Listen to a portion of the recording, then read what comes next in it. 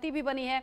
युद्ध बंदियों के एक्सचेंज का पहला जो चरण है वो हुआ है। दोनों मुल्क एक दूसरे के घायल सैनिकों को रिहा करेंगे, इस बात पर सहमति बनी है।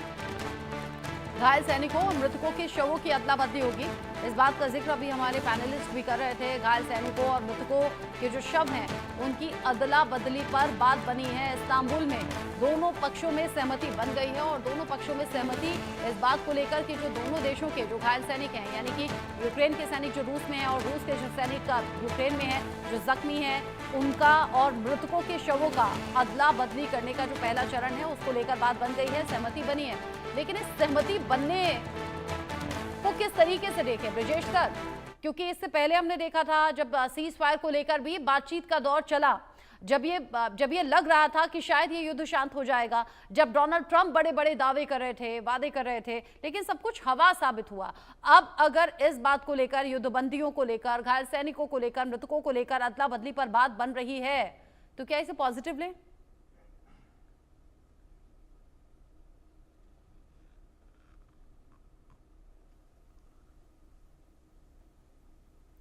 ब्रिजेश सर, आवाज नहीं आ रही आपकी, शायद आप अनम्यूट हैं। या सॉरी, आप म्यूट। ये आपने कहा ये बिल्कुल सही है। हाँ। ये जो युद्ध से इतनी बिटरनेस होती है, इतनी जो 3.5 साल से चल रहा है, इसके इस तरह के जो अदला बदली एक्सचेंज करते हैं वो एक मरहम का काम करती है और इससे लोगों को भी एक क्या कहते हैं, संतोष आता है। तो दोनों तरफ के लिए लागू है, रशियन पॉपुलेशन और यूक्रेनियन पॉपुलेशन।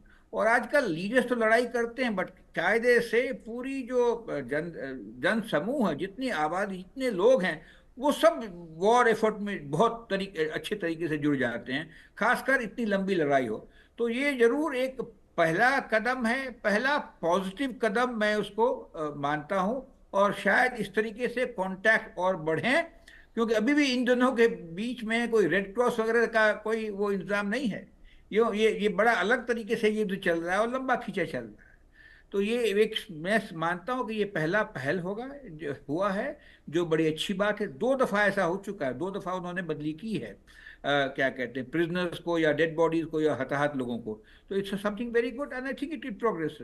और एक और बात मैं कहना चाहता हूँ कि ये जो पूरे लड़ाई के बीच में जो डोनाल्ड ट्रंप हैं, वो रशिया को एंटेगनाइज नहीं करना। इंटरनेशनल पावर प्ले में उनकी लड़ाई चीन के साथ है, जो उनका चैलेंजर है। तो उनकी जितने भी हरकतें हुई हैं, डिस्पाइट पुरानी एनिमोसिटी, वो इस बात का ध्यान रख रहे हैं कि वो एक तो कम्युनिकेशन कर रहे हैं, 3 दफा लंबी लंबी बातचीत हुई है, और दूसरा ऐसा कोई कदम नहीं उठाया है जो रशिया को के ऊपर कोई क्या कहते हैं, इन्फ्लुएंस हो या कोई प्रतिबंध लगे लड़ाई करने के लिए। तो ये भी एक माहौल है जिसके अंदर शायद हम प्रगति कर पाए।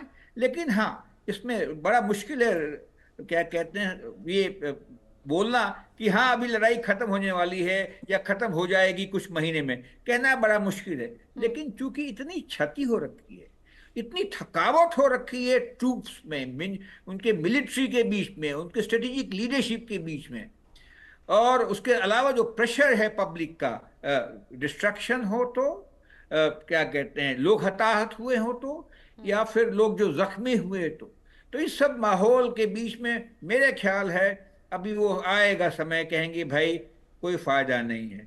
बिकॉज ड्रोन की लड़ाई नहीं होती, it's a low cost option. 1000 euro में एक ड्रोन मिलता है। हम कुछ लोग पहले हम लोग कहते थे अली बाबा से ड्रोन खरीदो, क्या कहते हैं, इंटरनेट पे, और उसमें कुछ चीजें लगाओ, बेचो और फायर करो। तो ये तो चलता रहेगा बिकॉज लो कॉस्ट ऑप्शन। तो मैं समझता हूँ कि वो शायद हम उसके आसपास पहुंच गए हैं कि इसका अंत अच्छा ही हो, और दुनिया भी थक गई। बिल्कुल, यूक्रेन दुनिया रशिया थक तो गई थक ही है, गया है। हम लोग भी इस पर बात करते हैं।